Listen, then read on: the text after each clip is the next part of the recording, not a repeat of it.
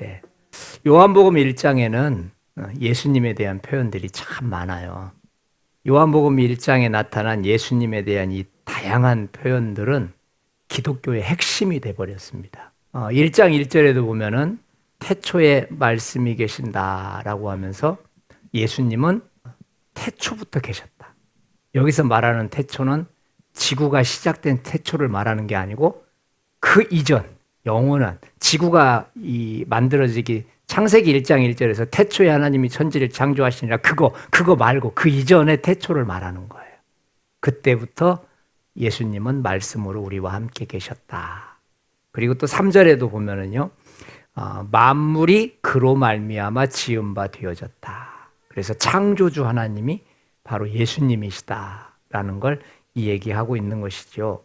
9절 말씀은 그 안에 생명이 있었으니 예수님은 이 세상에 생명으로 와 계신다.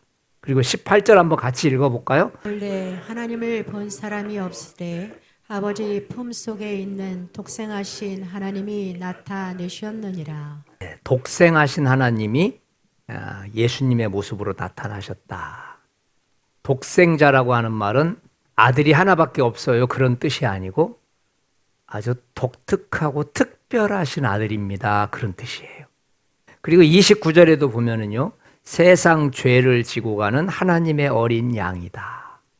이런 표현들을 어디서 배웠을까요?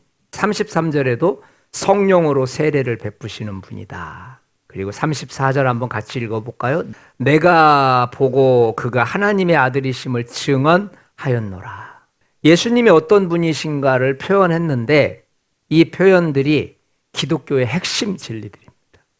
그런데 이 멋진 표현을 한 사람이 딱 한 사람이에요. 이 멋진 표현을 한 사람은 바로 세례 요한입니다. 아주 깜짝 놀랄 만한 예수님에 대한 정보를 아주 정확하고 분명하게 증언해 주고 있는 것이죠. 그런데 오늘 살펴볼 내용은 이제 이 부분이 아니에요. 자, 우리 31절, 38절 한번 같이 읽어요. 나도 그를 알지 못하였으나 내가 와서 물로 세례를 베푸는 것은 나도 그를 알지 못하였으나. 네, 오늘 살펴볼 내용은 바로 그거예요. 앞에서는 분명히 예수님에 대해서 다 아는 것처럼 말했잖아요.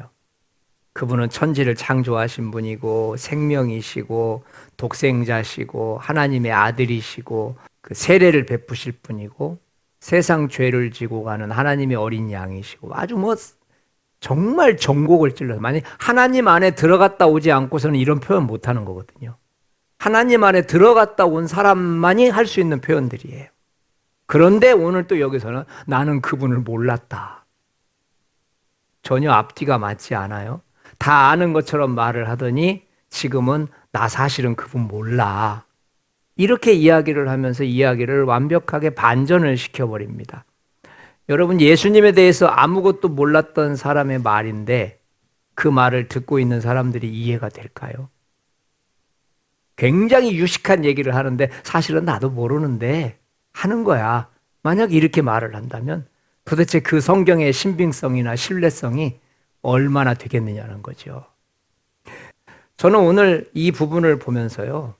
29절 39절에 보니까 예수님은 하나님의 어린 양이다. 이 말은 우리의 죄를 대신 짊어지고 희생적으로 죽으실 분이다. 왜냐하면 구약에서는 어린 양에게 죄 사함을 위한 제물로 사용했잖아요. 그래서 우리 백성들의 죄를 없애기 위하여서 백성을 죽일 수가 없으니까 대신 양을 잡아서 어린 양을 잡아서 죽임으로써 그 사람의 죄가 사라지는 거거든요. 그런데 오늘 이 시간에 나는 예수님에 대해서 몰라. 그런데 너무 정확하게 말하기를 하나님의 어린 양이셔. 그분은 구약시대의 양을 위해서 죽었듯이 오늘 이 시간 또 우리의 죄를 위해서 죽으시는 분이야. 이렇게 또 정확한 정보를 제공하고 있는 거예요. 하나님의 아들이시다라고 하는 증언은 여러분 정말 충격적인 겁니다. 누가 하나님의 아들이라고 증명해 줬나요? 근데 세례 요한은 예수님을 보면서 하나님이 보내신 아들이다. 이렇게 정확하게 이야기를 하고 있어요. 그리고 이 하나님의 어린 양이다. 하나님의 아들이다라고 하는 말은 영적인 차원의 단어들이에요. 이건 믿음으로만 받아들일 수 있는 거예요. 이건 믿음이 없는 사람들은 다 그냥 웃기는 이야기들이라고요. 이건 영적인 단어고 신령한 단어들이에요. 만약에 여러분과 제가 이 정도라면 나 하나님 몰라. 근데 들었어. 라고 한다면 돼요. 예를 들어서 예수님은 참 정직하신 분이셔. 예수님은 거짓말 같은 거 못하셔. 그리고 예수님은 우리의 필요를 채워주시지. 그리고 예수님은 많은 사람을 사랑하셔. 이 정도의 윤리적이고 도덕적인 단어라면 괜찮아요. 뭐 나 예수님 많이 몰라도 들은 풍월이 있으니까 그냥 얘기하면 되겠지.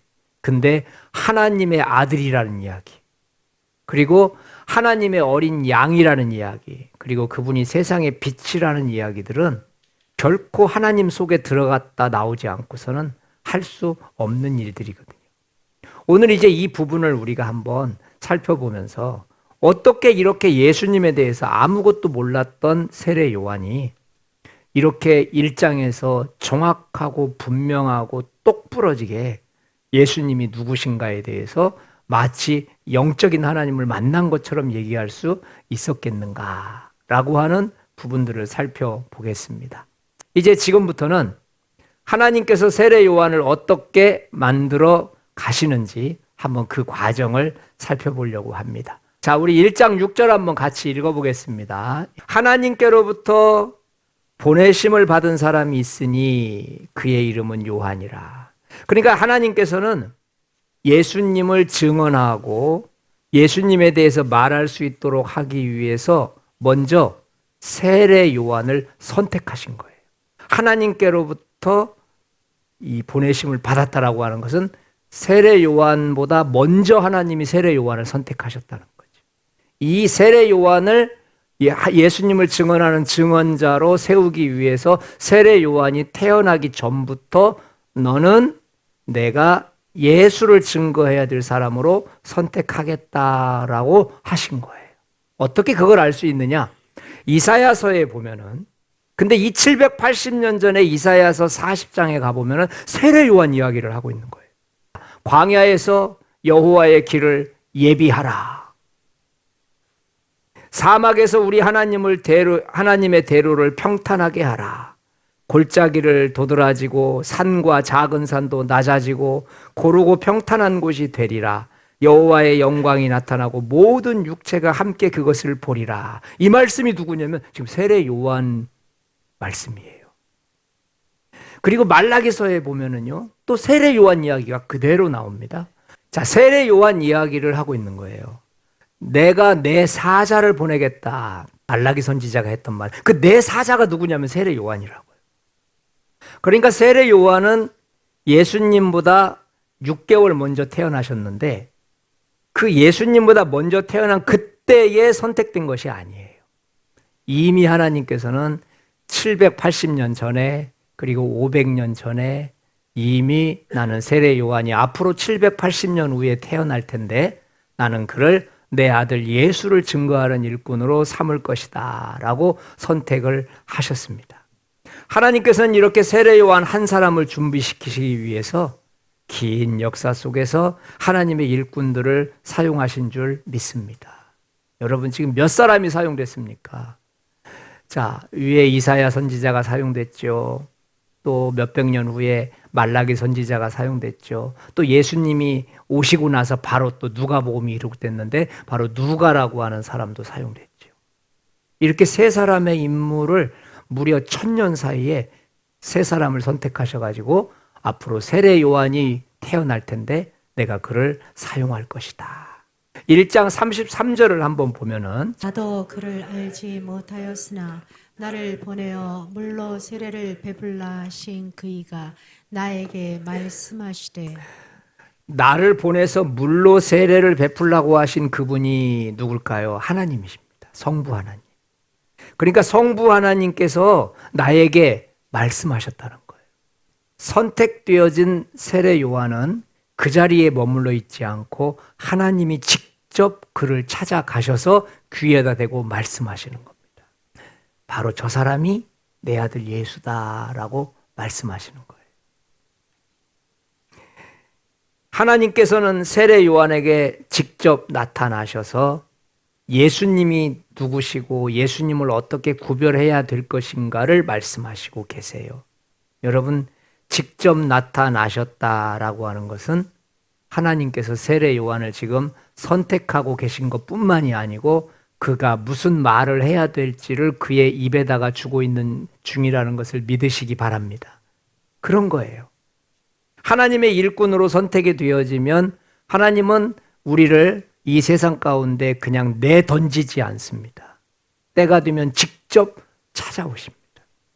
찾아오셔서 해야 될 말들과 해야 될 사역에 대해서 말씀하시는 것이죠. 그리고 또 하나님께서 또 하시는 일을 가만히 보면은요, 32절 한번 같이 읽어보겠습니다. 요한이 또 증언하여 이르되 내가 보니 성령이 비둘기같이 하늘로부터 내려와서 그의 위에 머물렀더라. 성령이 비둘기같이 하늘로부터 예수님의 머리에 이렇게 내려오는 것을 세례 요한이 본 거예요. 하나님을 만나게 하고 나서 거기서 끝난 게 아니고 영안의 눈으로 싹 열어가지고 영적인 성령님이 안수를 할 때, 세례 요한이 예수님의 머리에 안수할 때 성령님이 그 하늘에서부터 내려와서 예수님의 머리에 임하는 것을 누가 봤다고요? 세례 요한이 본 겁니다. 영의 눈이 열린 것이죠. 내가 보니라고 하는 말은 그가 직접 눈으로 본 거예요. 자, 그럼 한번 생각을 해봅시다. 그는 하나님에 대해서, 예수님에 대해서 아무것도 몰라요. 아니, 나는 일꾼으로 부름을 받았다는데 예수님에 대해서 아무것도 모르는데 뭘 어떻게 이야기하라는 거야? 그런데 걱정하실 일이 아닙니다. 하나님께서 증언자로 선택하셨다면 반드시 그 사람을 찾아간다는 것을 믿으시기 바랍니다. 나 하나님 만났어. 그런 얘기가 나오는 거예요. 그리고 거기서 끝나느냐? 그렇지 않아요. 하나님이 행하시는 일을 직접 보게 하십니다. 왜냐하면 이 목격, 이 직접 보는 것이 되지 않으면 뭘 전해야 될지를 모르거든요. 뭘 전해야 될지. 여러분, 하나님께서는 우리를 불러주셔가지고 사용하실 때요, 사실 모릅니다. 우리가 하늘나라 올라가 본 적도 없고 우리가 예수님 손 잡아본 적도 없거든요.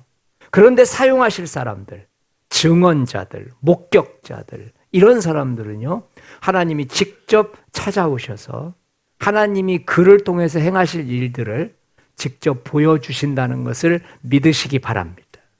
그래서 그걸 본 사람들은 제정신으로 못 사는 거예요. 그래서 주의 일들을 위해서 달려갈 수밖에 없고, 그리고 하나님의 일이라고 한다면 맨발 벗고 갈 수밖에 없는 것이죠. 내가 보니 성령이 비둘기같이 하늘로부터 내려왔다. 이 말은 많은 의미가 있습니다. 성령의 하늘로부터 내려오셨다는 것은 이제 예수님께서 공적인 사역이 시작됐다는 스타트를 얘기하는 거예요. 하늘문이 열렸고 이제 예수님께서 때가 되어져서 이제 하나님의 일을 해야 될 때가 되었구나. 그래서 성령의 임재는 예수님이 하나님의 아들로서 구원 사역을 시작할 준비가 다 마무리됐다고 하는 신호탄과도 같은 거예요. 비둘기같이 내려오신 성령님은 무엇을 의미하겠어요? 예수님의 사역은 평화와 순결의 사역을 하실 거라는 거예요. 그분은 전쟁의 사역을 하지 않을 거예요. 분쟁의 사역을 하지 않을 거예요. 갈등하고 싸우는 사역을 하지 않으실 거예요. 그분의 사역은 가는 곳마다 평화가 임하고 가는 곳마다 사랑과 섬김으로 그리고 순결하게 임하는 것이 비둘기같이 임하신 성령의 모습인 것을 믿으시기 바랍니다. 그리고 하나님을 직접 경험했다라고 하는 것은 그 사람에게 있어서, 다시 말해 세례 요한이죠. 세례 요한에게 있어서는 하나님 앞에 인가받는, 승인받는 시간입니다. 이제 너도 나의 일이 시작되어졌다, 이런 것이죠. 그리고 성령의 능력을 부여받았다라는 거예요. 하나님의 일을 시작해야 될 사람들에게 있어서 필요한 건 능력이거든요. 그때 성령께서 함께 오셨다라고 하는 것은 이제 그에게 능력을 부어주셨다라는 뜻이에요. 성령님은 예수님과 늘 사역하는 동안 함께 하셨습니다. 마찬가지로 성령님은 세례 요한이 함께하는 사역 속에 늘 함께 하셨다는 것을 믿으시기 바랍니다. 그래서 세례 요한의 증언은 이제 매우 확실해졌고 매우 분명해졌습니다. 예전의 요한이 아니죠. 그래서 세례 요한은 성부 하나님의 직접 계시를 받았고 그리고 예수님의 머리 위에 성령께서 임재하시는 것을 직접 보았습니다. 이제 예수님께서 하나님의 아들이심을 온전히 확인하게 되었습니다. 그래서 그는 1장에서 그렇게 자신 있게 그분은 하나님의 어린 양입니다. 그분은 하나님의 아들입니다. 그분은 성령으로 세례를 받으신 분입니다. 라고 하는 것을 말할 수가 있는 것입니다. 세례 요한은 이 사건을 통해서 이제 예수님이 메시아가 되셨고 예수님을 증언할 준비가 다 된 것입니다. 사랑하는 여러분, 이 자리에 모인 우리 모두는 예수님을 증언해야 될 증언자들입니다. 내가 예수님의 증언자라고 반문할 수도 있고 의문을 제기할 분도 있을 겁니다. 그런데 분명한 것은 여러분과 저는 선택받은 바로 그 사람이라는 것을 믿으시기 바랍니다. 우리는 선택을 받은 사람들입니다. 하나님께서는 우리를 예수님의 증언자로 만들어 가시기를 원하십니다. 때로는 마음의 준비가 되지 않아서 혼란스러울 수도 있겠지요. 때로는 내가 그 일을 할 수 있을까? 나도 모르는 두려움도 찾아올 수 있습니다. 그러나 모든 것은 내 일이 아니고 하나님의 일이라는 것을 먼저 생각해야 될 줄 믿습니다. 하나님의 일은 하나님께서 하십니다. 시작도 그분이 시작하실 것이고 일을 진행하는 과정도 그분이 하실 겁니다. 그리고 마무리도 그분이 하실 겁니다. 우리는 앞에서 예수님에 대해서 아무것도 몰랐던 요한의 모습을 살펴봤습니다. 겸손했기 때문에 나 몰라요 이렇게 말했을까요? 아닙니다. 정말로 예수님에 대해서 아무것도 몰랐습니다. 진짜 몰랐습니다. 내가 모르는 일을 하라고 한다면 그건 굉장히 황당할 거예요. 내가 잘 아는 일을 한다면 나는 얼마든지 헌신할 수 있고 얼마든지 봉사할 수 있을 텐데 하필 내가 모르는 일을 하라고 하시는 거예요. 누구나 두렵고 누구나 답답할 거예요. 그런데 여러분 걱정하지 마십시오. 하나님께서는 저와 여러분들을 하나님의 일꾼으로 선택하시는 그 순간 여러분과 제가 마땅히 해야 될 일들을 알려주시고 인도해 주신다는 것을 믿으시기 바랍니다. 1장 6절의 말씀처럼 하나님께로부터 보내심을 받은 사람이 있으니 그의 이름은 요한이라. 여러분과 제가 하나님께로부터 보내심을 받은 사람이기 때문에 여러분 그 자리에 앉아 계신다는 것을 믿으시기 바랍니다. 말은 거창하게 하나님께서 나를 보내셨어 라고 기록해 놓고 있지만 실제 요한은 아무것도 몰랐습니다. 그런데 중요한 것은요, 내가 알고 모르고의 문제가 아니에요. 하나님의 일을 할 때 중요한 것은 하나님 뜻에 순종할 마음이 있느냐는 거예요. 왜 이게 중요할까요?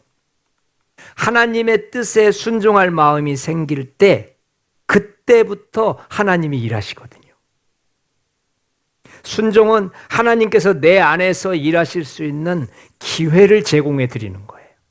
내 안에 하나님께서 들어오셔서 일하셔야 하는데 그게 바로 순종이에요. 순종은 하나님께 나를 내어드리는 시간이고 순종은 하나님께 나를 맡겨드리는 시간이에요.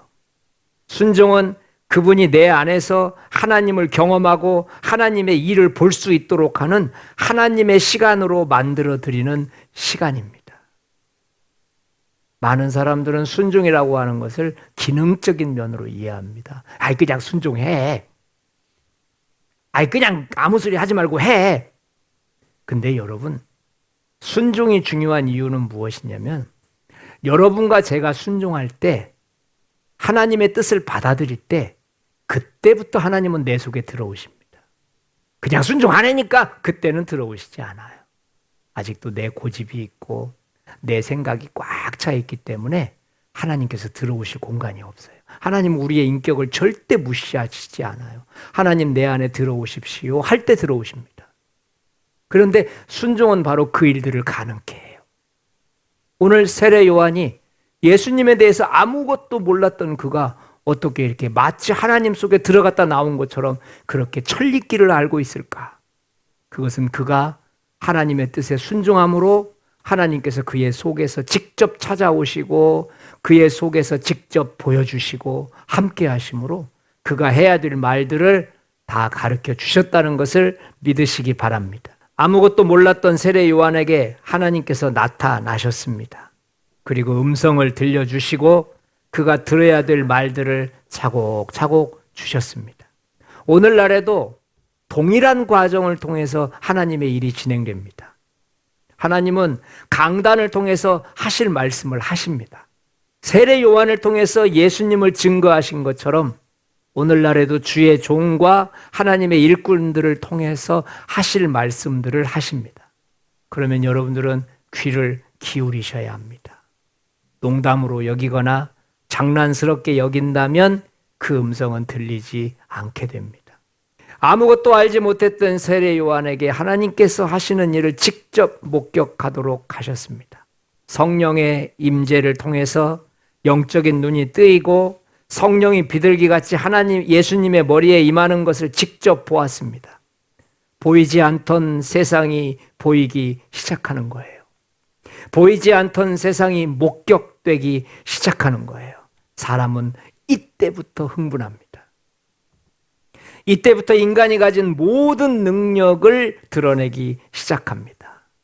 마치 내 속에 이 정도 힘이 있었나 초능력이라고 할 만큼 놀라운 힘들이 주님을 향해서 쏟아 부어지기 시작합니다. 아, 내가 하나님 일꾼이었구나. 아, 하나님께서 나를 선택하신 게 맞구나. 아, 이제 내가 가야 될 길을 알겠구나. 예수님에 대해서 알지 못했던 요한이 마지막 그가 간 곳이 어딘지 아십니까? 사람을 보내어 옥에서 요한의 목을 베어 요한의 제자들이 와서 시체를 가져다가 장사하고 가서 예수께 아뢰니라. 예수님에 대해서 아무것도 몰랐던 그가 마지막에 어디까지 갔느냐? 목 베어 죽임을 당하는 순교자의 자리까지 가버렸어요. 사람이 죽는다는 거, 순교한다는 거 여러분 하나님 한 분만 보이지 않으면 안 되는 거예요. 그런데 아무것도 몰랐던 그가 순종의 자리에서 계속해서 하나님의 일들을 하다 보니까 나중에는 목 베어서 죽는 그 순교자의 자리까지 가버린 거예요. 요한의 순교는 예수님을 위한 증언자의 삶은 어디까지 가야 되는가를 보여주는 거예요. 순교자의 삶은 태어날 때부터 순교자가 되는 게 아닙니다. 신앙이 좋아서 순교자가 되는 게 아닙니다. 주님의 일을 묵묵히 하다 보면 그 자리까지 가는 겁니다. 순종하며 묵묵히 나아가다 보면 어느덧 내가 그 자리에까지 와 있는 겁니다. 예수님을 위해 자기를 부인하고 자기 십자가를 지는 삶이 과연 억울할까요? 저는 이 부분을 묵상해 보면서 세례 요한이 마지막 목을 베어서 죽을 때 억울했을까? 그래봤자 30대입니다. 30대. 막 세상적인 거 잡지 못해가지고 막 절제하고 포기하고 십자가 지고 이거 뭐 막 몸서리 칠 만큼 막 죽는 게 억울했을까? 근데 그렇지 않았어요. 순종의 자리는 저와 여러분들을 목베임을 당하는 순교자의 자리까지 이끌어 간다는 것을 믿으시기 바랍니다. 세상에서 가장 위대한 사람은요, 하나님을 위해서 내 몸을 던지는 사람이에요. 세상에서 가장 부족한 사람은요, 하나님을 버리고 내가 사는 사람이에요.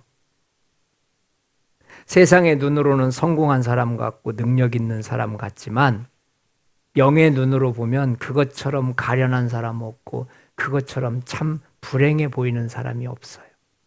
신기한 단어가 하나 나옵니다. 증언자, 목격자란 뜻입니다. 그 단어와 순교자라고 하는 단어가 똑같은 단어예요. 그러니까 결국 여러분과 제가 예수님의 목격자가 된다. 예수님의 증언자가 된다. 나는 예수님을 전하는 사람이 될 거야 라고 한다는 말과 나는 예수님을 위해 죽을 거야 라고 하는 단어가 똑같은 단어라니까요. 우리들에게 하나님께서 이렇게 마르티우스라고 하는 단어입니다. 그런데 순교자도 똑같이 마르티우스라고 하는 단어를 사용해요. 근데 뭐가 다르느냐? 액센트가 달라요. 증언자는 마르티우스 이럽니다. 그런데 순교자는 마르티우스 이럽니다. 액센트가 다를 뿐이에요. 똑같은 단어를 쓰고 있어요. 이것은 여러분과 제가 많은 것을 생각해 보게 만드는 그런 단어입니다. 사랑하는 여러분, 증언자에게 동반되어야 할 것은 순종하는 마음입니다. 하나님은 순종하고자 하는 그 사람에게 일을 맡기시고 일을 시키시고 또 그 사람을 통해서 이끌어 가십니다. 오늘 여러분과 저에게 하나님을 기쁘시게 하고 하나님의 뜻에 순종하려고 하는 마음이 차곡차곡 쌓이는 시간 되시기를 축원드립니다. 세례 요한은 처음에는 예수님에 대해서 아무것도 몰랐다고 계속해서 우리는 지금 배웠습니다. 그러나 그가 순종의 자리에 앉아 있었을 때 그는 예수님에 대해서 점점 분명하게 알아가기 시작했어요. 하나님의 일은 모두 같은 방식으로 진행됩니다.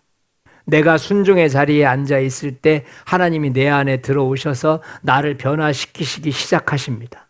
그래서 하나님의 뜻에 순종하는 일은 나를 포기하지 않고서는 안 되는 거예요. 그래서 순종은 아까 말한 대로 그냥 순종해! 이게 순종이 아니에요. 순종은 나를 포기해야 순종이 되는 거예요. 어떻게 그걸 알 수 있느냐? 하나님의 일을 하고 나서 어떤 사람들은 원망과 불평으로 그냥 끝을 내버립니다. 그거 순종했는데 잘못된 거거든요. 마지막까지 그 일 했는데 시험 든 거거든요. 그것은 나를 포기하지 않고 나를 버리지 않은 상태에서 그 일들을 감당한 겁니다. 그런데 순종을 하게 되면 일을 하기 전보다 일을 한 후가 더 큰 축복을 받습니다. 열매를 얻습니다.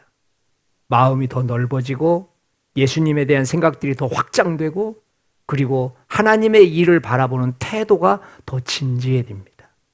여러분과 저에게 하나님의 뜻에 순종하는 일은 나를 포기하지 않고서는 안 된다는 것을 기억하는 시간 되시기를 바랍니다. 나의 생각, 내 경험을 내려놓고 않고서는 하나님의 일을 경험할 수 없습니다.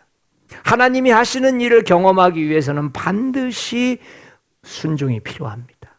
그래서 증언자, 예수님을 전해야 될 일꾼들에게 꼭 동반되어야 할 것은 순종하는 태도입니다. 오늘 이 시간 함께 기도하기를 원합니다. 나는 하나님의 일꾼입니다. 순종의 자리에 서 있게 하여 주옵소서. 그리고 두 번째는 하나님의 일을 하나님께서 하시옵소서. 좋으신 하나님, 세례 요한은 예수님에 대해서 아무것도 몰랐습니다.